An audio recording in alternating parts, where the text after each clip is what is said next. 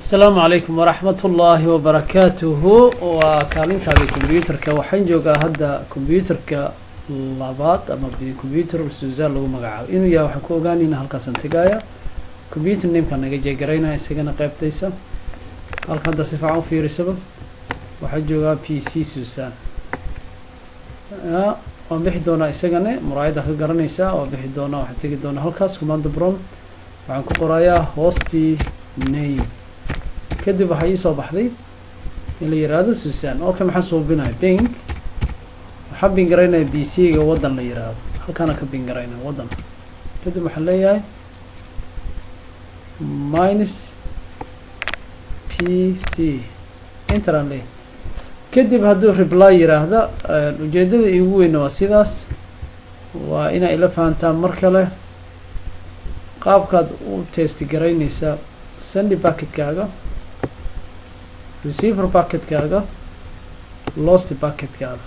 computer ka waxa laga yaabaa in codka uu guux ku jiro laakiin no problem exercise kan ku fulnayna marka waa qaabka ugu fudud oo aad test gareynayso PC1. Assalamu alaykum wa rahmatullahi wa barakatuh. Waa ku soo laabtay PC ga Susan waa tagay waa duubay kana waa sameeynay marka maxaynu sameynaynaa waxaan isku dayaynaa inaan tagno network tab maxaa waaye halkaas tagaysa start waxa ka tagi doontaa my computer kadib waxaan tagi doonaa meesha waxa ku yaala hada si fiican fiirsi networking marka kan click siiyo meesha markaan click siiyo haddii inta la yiraahdo network discovery turn off adansiya in anta furo click see turn off network discovery file and sharing kadib wuxuu ku tusayaa kombiyuutarada inta yaala oo xiriiri karaan computerka koowaad aniga wadan baa la dhahaa waa kana waa computerkayga computer Susanna dadka ku jira waa kana aaba ku jira duqa ku jira waa computer kala wad marka haddaan click siiyo kaas double click aan siinayo kaadi media igu soo darmay okay mediahiisa way kuwan wixii cod yaalo way ajalada media kor kaga qoran ana qalad iskale waxaan isku dayaa kaas riixaya computerka marka click siiyo su'aashana imaanaysa username password okay username and password magacaan ku soo galaan iska fiirinayo si fiican oo fiirino waxaan ku qorayaa ape passwordkiisana waa 123 marka login aan suubinayo click aan siinaya computerka hadda ku jiro waa computerka Susanna ku jira inta ka muuqda ya click asan siinaya users dadka isticmaalaya magacyada fiiri isaaq aabe iyo isticmaala waa computerka kale waxaad dareemaysaa fiiladu ku xiran yahay hadda si fiican u fiiriso meeshu yaala hadda lagu tusay computerkan waa kana fiiri location ka wuxuu yaalaa /users computerkaas kale waa inta file yaalo tiradooda size kooda ku sheega ma fahanti okay waan baxaya halkan waxaan ku qorayaa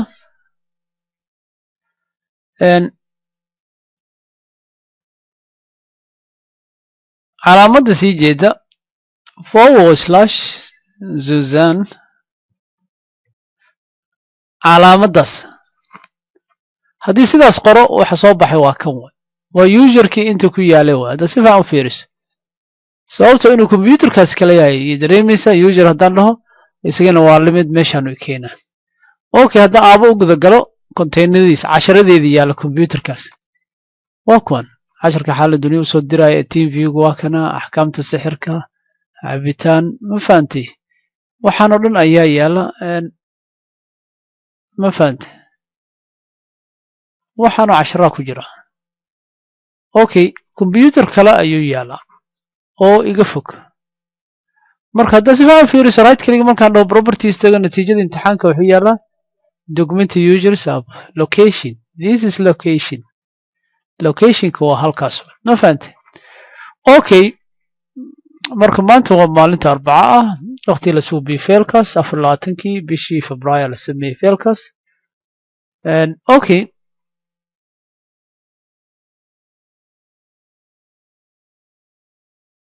natiijada imtixaanaadka marka locationku yaalo kaasaan u jeedaa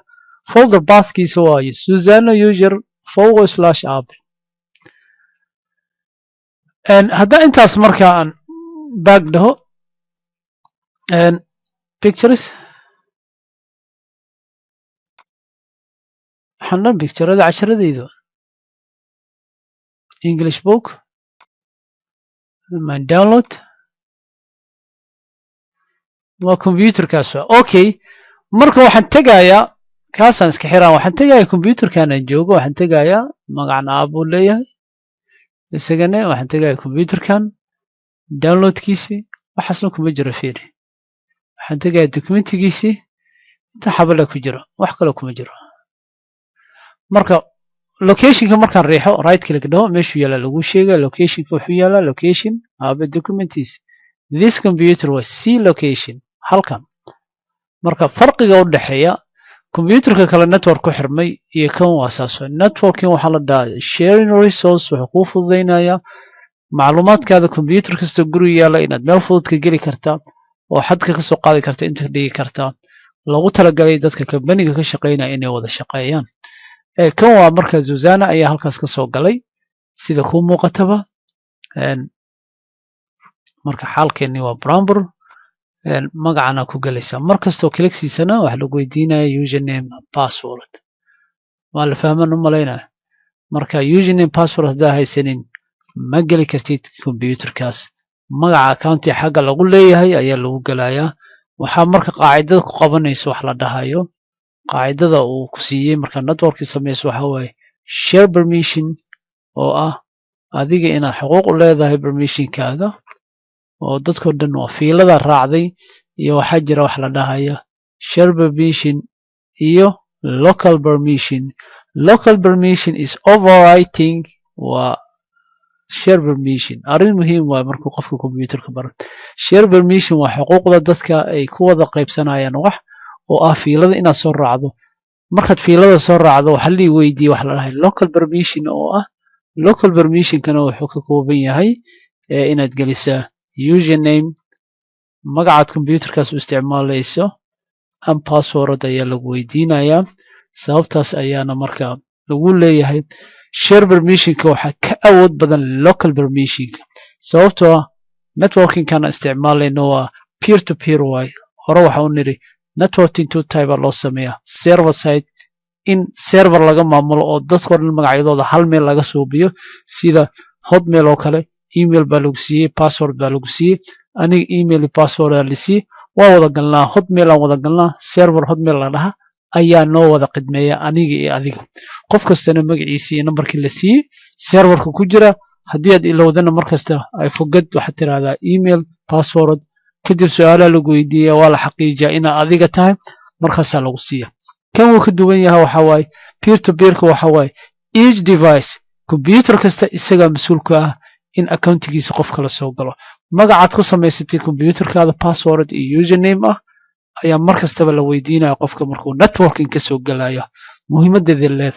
marka waxaan leenahay local permission is stronger than share permission waxaa leedahay imtixaanaadka lagu keena share permission is override local permission haddii lagu dhaho marka inaad ogaato share permission wixii xuquuq lagu sii keli intaas waxaan usoo gaabsanayaa qaybtan computerkii waxaa ka soo galay lagu magacaabayay ninkan wadan sida kuu muuqataba oo ah computerkan ku jiray oo ah hostname inta ku qoro saad u kala garataa dadkana inay ku wareeraan diidayaa marka hostnamekiisi waa wadan computerka kalena u wareegayaa cashirkan cashar lamid ah ka qabanaya inaan kasoo geli karo dhinaca Susana si maaragtay iyadana aan u isticmaala magaca hore la weydiiyey wuxuu ahay kasoo qaad aabaan isticmaalay laakiin magacan xag markaan kasoo galo user account isticmaali doono waa Kamal iyo passwordkiisa marka la socod weeyaan videoyaashan marka waa isu geynayaa kan waa qaybta saddexaad kan kale waa qaybta afraad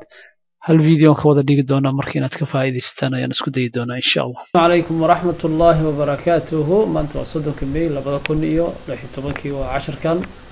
ugu talagalay networking-ka qaybtiisa kale computerka kale Susana ka soo galay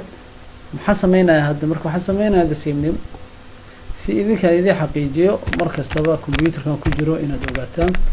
waxaa ku jira Zuzana ku jira hadda oo ah intaas tilmaamayo waxaan sameynaynaa marka waan baxaynaa waxaan tegaynaa sida asalkeed my computer aan tegaya waxaan ka dooran doonaa networking markaan tago su-aashii kii hore camal aan lagu weydiiyey oo waxaa la yidhi invisible way turn on discovery file sharing daar kadib do you want it to turn off discovery file sharing all public network ma rabtaa inaad damiso no I'm connected ugu xiraan leeyahay okay marka waxa ii soo baxay aniga waa kana ahay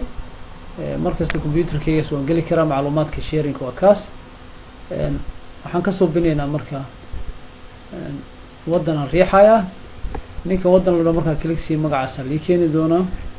waxaan gelin doonaa magacaasa idin sheegay Kamal inuu kaafka hore weyn yahay malaynaya laakiin waa fiirin doonaa iyo password aan gelinayaa kadib waxaa kole ku jira Kamal networkiisa okay wadan Kamal marka haddaan galay sababta aniga waxa la iga qariyo waxay tahay magaca Kamal ma aha administrator maayn waa qof caadi oo computerka la galay ma fahantay sidaa daraadeed marka waxaan isku dayayaa refresh leh markaan galayo okay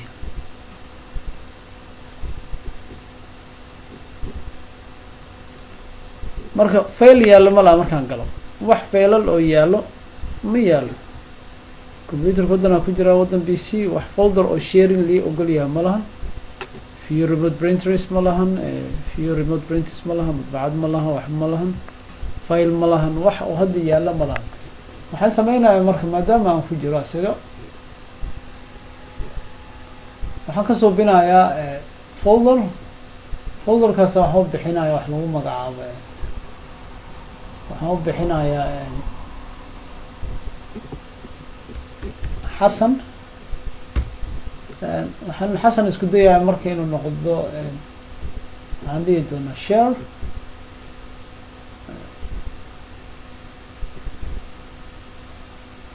permissionka qof kasta everyone can read okay permission aan siinaya waa xiraya marka waxaan isku dayayaa hadda refresh aan dhahay meeshan refresh hadda folder xasan inaan aragno way ma jeedaa folder xasan waa kaas read permission way waxaan isku dayayaa marka wax ma ka soo bin karaa meeshaas folder ma gelin karaa nacam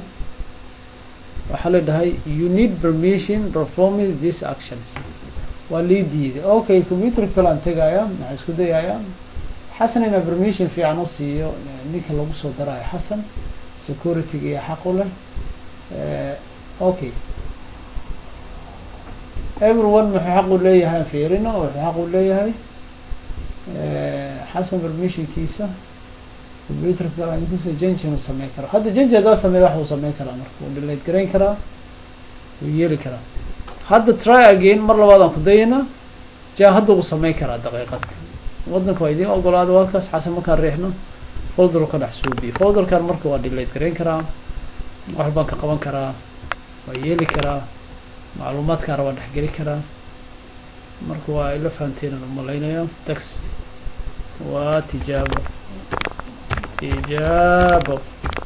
networking faa'iidadiisii waa intaas marka waxaan ku jiraa hadda PC fiilada ujeedaa meeshu yaalo folderka meeshu yaalo waa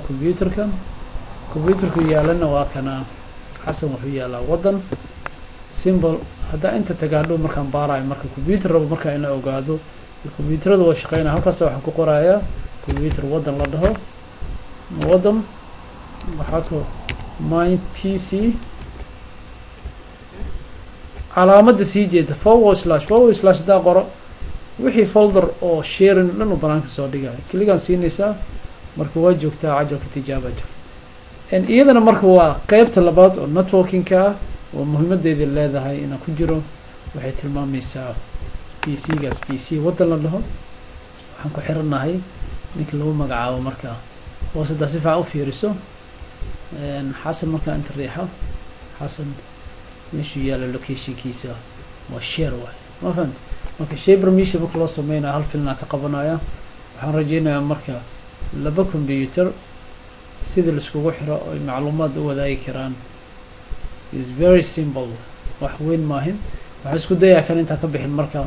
printer ka dhexaysa labada computer inaan noo sameeyo aad printer aan tagayo device kadib waxaan isku dayi doonaa waxyaalaha wadaagaya inaan kusoo darno printer aan isku waafaqsannahay printeradan dhowr ayaa yaala oo dadka ka wada dhexeeya printerkan marka sida loogu daro hore waa u taqaaneen sida share looga dhigayo tusaya codingan dagaya midigtan ku dhufanaya waxaan tagaya print properties halkaas aad tegaysaa kadib markaad tagto sharing tab aad riixi doontaa kadib share aad leedahay share haddaad tiraahdo marka is fine okay computerka kala hadhow markaad taga marka printerkaas in lasoo dhigo waay conic xasuuso oo halkuu yaalaa wuxuu yaalaa conic wuxuu yaalaa si fiican fiiriso okaade locationku yaalo waxaa waaye print property tag xaafadu yaalay computerku yaala securities riix wuxuu yaalaa Suzanne everyone wuxuu xaq u leeyahay printer print manage ma lahan hadhow marka haddaa rabto permission oo ku dhiso qofkii rabo inuu installation sameeyo manage printer siinaysa everyone qof kasta soo galo laakiin dadka meeshan ka sameysa waxaa ku leh fiir aaboo kale xuquuqdu leeyahay wuxuu leeyahay manage document wuxuu leeyahay manage printer administratorka Suzanne wuxuu leeyahay all uu leeyahay special permission kuma jiro like saddexdan uu leeyahay already manage printer manage document da sameey karto you can do everything wala fa this is permission way marka tagto printerka security aad tagaysaa qofka riixaysaa everyone oo kala riixaysaa waxaa ogaanaysaa printer kali ayuu xaq u leeyahay haddii la rabo markii haddii loo diido hadhow marka deny alla waa loo diidayo dadka qaar dadna waa loo ogolaanay haddii marka deny lagu saaro macnaha waxa waaye waxba ma samayn kartid laakiin annaga waxaan sameynaynaa read only securities maraa ka hadli doona share permissionkeeda markaad fiiriso is share printer everything is okay waay wax ka hadlaysa ma laha boorti isticmaalayso LPT boorti waay is fine waa iska xiraysaa permission ku noqo waxaan ka cabsanayaa permissionkiina hadda markaan kasoo baxayaan wax qalad gacantii ku dhacday security tag okay wax ma bedelin is fine haddii wax bedelo marka okay na marka cashirkan waa cashir muhiim ah aad la soco computer kale markaan tago printerkan test gareyn doonaa iyo folder sharing tabka meesha laga tago labadaas ay ugu muhiimsan waxaan rajeynayaa marka computer inaad toos iskugu xiriirka doontaan ardaydan waxaan rajeynayaa insha Allah horumar iyo guul biidnillah السلام عليكم ورحمة الله وبركاته انت اسكدب waxaan ku jirnaa kaalintaadii computerka waxaan sameynayna waxa la folder si loo sameeyo hore aan sheegnay right click meel banaan ku dhig ka bacdi new dhig ka bacdi folder dhig simple folder ka sameeyna xasan waay waxa tagi doona xasan waxa laga sameyn karaa waxa laga sameyn karaa send it to inaad u dirto meel kasta cd gaada email fax document waa loo dirayaa kad inaad dhahdo copy inaad dhahdo create shortcut kad inaad dhahdo delete inaad dhahdo rename magacna ka bedesho marka kama bedelina anaga iyo property aan taga si fudud baan kugu qaaxan rajeynayaa root-ku yaalo waa location-ka user app buu yaala waxaan tegi doonaa sharing tab halkaas ala meeshuu yaalo sharing tabkiis network pathkiis waa //wadan pc xasan okay kan hadda share dhahdo share permission-kan badanaa advancing-gan ma jecli badanaa qofka inta xuquuqda la yeelaysa hadda magaca kamaal wuxuu leeyahay read and write owner-kana aba owner marka qofka daartina xuquuqda ku yareysa read leeda ama remove leeda ma fahamtay laakiin kaas inaad tagto ma kugula talinayo waxaad tagaysaa advanced sharing tab folder-kan already share way this folder is shared meesha haddii daaran tahay waa share gareysay haddii click la siiyo is share already magaca shareka magaca waa xasan and limited users 20 qof loo ogol yahay sida Windows 7 recommended ah imtixaanaadkana markii lagu keena inaad iska ogaataa Windows XP 10 bay ahayd laakiin wixii ka dambeeyay 20 qof ayaa folder-kan xaq u leh inay galaan access waxaa riixaysaa marka permission-ka fiirinayna everyone qof kasta soo guda gala wuxuu leeyahay change and read laakiin asalka wuxuu iska lahayaa anaa zaa'idi haday ka waa laga qaadi karaa read permission sida asalka folder kasta haddii la sameeyo wuxuu leeyahay default read permission maxaan ka ogaanaynaa simple on baxaynaa waxaana waa iska xiraynaa mid cusub waa iska samaysanaynaa waxaan u bixinaynaa ardayda enter dheh kadib mouska midig tag property tag share taabkiisa tag halkaas tag marka share markaa iraado hadda oo wax kala dhihin apply dhaho permissionkiisaan fiirino read permission by default way sida asalka waxa saas loo yeelaa in la ilaaliyo gal hoosaadka macluumaadka la geliya kabaniyaasha marka lama rabo qofka xafiiska shaqada lacagta ka shaqeeya inay qof walba arkaan ilaa qof xuquuqdaas la siiyey maahine marka sidaas daraadeed waa in la ilaaliya gal iyo gal hoosaadka computerka qofka xaq u leh inuu geli karo maadaama saas tahay marka everyone markay tahay marka waxaa fiican everyone in remove laga dhigo oo laga saaro oo lagu soo dara qofka markaas computerka iska leh haddaa magaciisa taqaano waa ku soo dari kartaa aniga waa aqaanaa intera leedahay jag name aa leedahay waa la yaqaanaa ninkan kadib okayaa la dhahay xuquuqda toos loo siiyey ninkan kamaal wuxuu noqonayaa read haddii kale aad dheh advancing dheh find ii dheh haddaad magaca aqoonin magacuu kugu helaya magacyada intaa ka baaranaysaa magacaa rabtaad ku soo daraysaa aaboo kale ku soo daraya hadda aniga okay aabbaan ku soo daray aabo marka xuquuqda la siinaya fiirina markaan kilig la siiya isagana read permission okay dadkaan rabaa inaan si manual u manage gareeyo gacanta midig marka qofka aabo kale waxaan siinayaa full control inuu wax walba controli karo okay area apply laakiin ninka kamaal markaan tago read permission keliya leeyahay arrintaas waa ila fahanteena malayn qaabka markaad permissionka u siinayso waa qaabkaas ugu fudud ee dadka u maamulaysa ya security-ga dhow markaa fiirisa marka folderka ayaa xaq u leh ninka kamaal waa leeyahay nimankan dhan security waa leeyihin meelo kalaa jira markaa dhow ka samayn karna marka hadda kuma dheeraana meeshaas waa meesha folderka qaabka ugu fudud aad yeelayso arrinta labaad waxaan rabaa inaan ogaado printerka marka aan meeshan ku leenahay printerada aan wax la wadaagi karno haddaan tago printer and device waxaan rabaa computerka la yiraahdo Suzanne ee daaran printerkiisa inaan arko aad printer aan leeyahay simple kadib markaan printer ku soo daro computerkan aad local maaragtaan network printer network aan leeyahay kadib waa la baarayaa waxaa lii keeni doonaa computerka Suzanne printerada ku xiran hadday saan soo maraynaba waxaan idhi connect kaasuu iska ahay kaasaan select garaynaa